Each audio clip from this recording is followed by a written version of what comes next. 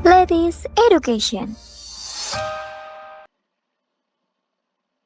Halo, assalamualaikum warahmatullahi wabarakatuh. Teman-teman kenalin, nama aku Risa. Kali ini aku mau ngejelasin soal bidang datar. Nah, jadi kalau kita ngebahas bidang datar, yang pertama jenis bidang datar dulu ya. Itu ada yang namanya segitiga gitu ya. Segitiga dari namanya aja berarti teman-teman pasti udah kenal. Jadi segitiga itu adalah dia punya sisinya pasti ada 3 ya. Terus habis itu jumlah ketiga sudutnya itu adalah 180 derajat gitu ya. Nah, sekarang di sini segitiga itu ada macam-macam jenisnya. Yang pertama ini, yang nomor 1 ini namanya segitiga ini sama kaki. Jadi, kalau di segitiga sama kaki gitu ya, dia tuh punya ini, punya apa namanya? Punya ininya sama gitu ya. Sisinya sama, misalnya di sini A, di sini A, kayak gitu. Terus di sini B.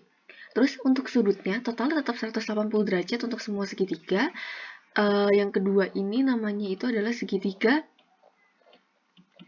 sama sisi. Terus yang terakhir, ini adalah namanya adalah segitiga siku-siku ya teman-teman. Terus habis itu, untuk segitiga siku-siku ini berlaku teorema Pitagoras di mana bidang miring ini C kuadrat, ini C, ini bisa dicari C kuadrat sama dengan A kuadrat ditambah B kuadrat. Atau sama aja C-nya itu adalah akar dari A kuadrat ditambah B kuadrat, kayak gitu. Terus bagaimana cara mencari keliling segitiga? Gampang. Keliling itu artinya apa? Kita menjumlahkan semua sisi kan ya. Jumlah dari semua sisi. Nah, kalau kita menjumlahkan semua sisi, itu tinggal kita jumlahin aja kan sisi-sisinya kan. Di sini sisinya ada 3, berarti tinggal kita jumlahin aja. Kayak gitu ya.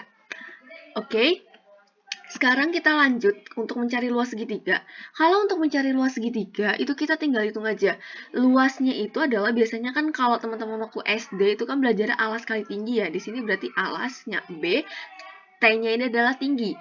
Terus habis itu selain pakai rumus alas kali tinggi, itu kita bisa cari dengan menggunakan aturan trigonometri di sini. Maksudnya kayak gimana? Jadi misalnya nih, ini sisi A, ini sisi C, terus habis itu, nah, dikali sin sudut yang mengapitnya. Berarti sudut yang mengapitnya itu adalah beta. Berarti dikali sin beta gitu. Jadi dikali oleh sin dari sudut yang mengapit di antara kedua sisi tersebut. Yang kedua, ini sisinya A, di sini B. Sudut yang mengapit apa? Gamma, makanya jadinya setengah dikali A dikali B dikali sin gamma. Sekarang yang luas C itu B dikali C. Sudut yang mengapitnya apa? Alfa kan? Makanya jadinya setengah dikali B dikali C dikali sin alfa. Paham ya sampai sini? Sekarang kita lanjut. Jadi kalau kita ngebahas soal segi 4 gitu ya. Segi 4 itu intinya ya seginya ada 4 dan total sudut semuanya 360 derajat. Nah, untuk segi 4 ini tuh ada berbagai macam bentuk. Yang pertama persegi, persegi panjang, jajar genjang, belah ketupat, layang-layang, dan trapesium. Kayak gitu ya teman-teman. Nah, sekarang kita masuk ke yang pertama. Sekarang kita masuk dulu ke persegi. Jadi persegi itu adalah kayak gini gambarnya. Jadi semua sisinya itu sama semua besarnya. Kayak gitu ya.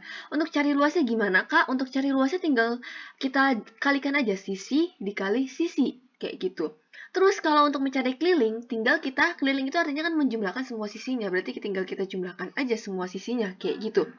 Terus kalau misalnya sudutnya, persegi itu sudutnya sama ya. Di sini 90, 90, 90, 90. Kalau di total jadinya 180 derajat. Terus untuk persegi panjang juga sama, sudutnya itu setiap sisinya itu 90 derajat.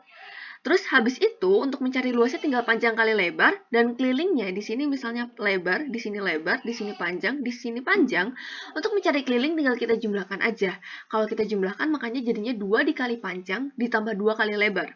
Kemudian untuk belah ketupat gitu ya. Belah ketupat kita misalkan belah ketupat ini dia punya diagonal ya. Anggaplah ini diagonal 1. Terus di sini diagonal 2. Untuk mencari luas belah ketupat itu tinggal setengah dikali D1 dikali D2. Kayak gitu ya. Sedangkan kalau keliling kan menjumlahkan seluruh sisinya. Berarti anggaplah di sini M. Maaf, di sini M, di sini M, di sini M. Berarti ada 4 ya. Ada 4 sisi, makanya rumus kelilingnya adalah 4M. Sampai sini paham ya teman-teman? Sekarang aku lanjut ke jajar genjang. Jadi kalau ke jajar genjang, ini kan dia punya alas nih. Ya kan ini alasnya. A-nya, terus ini tingginya. Jadi kalau untuk cari luas tinggal A-nya dikali T-nya.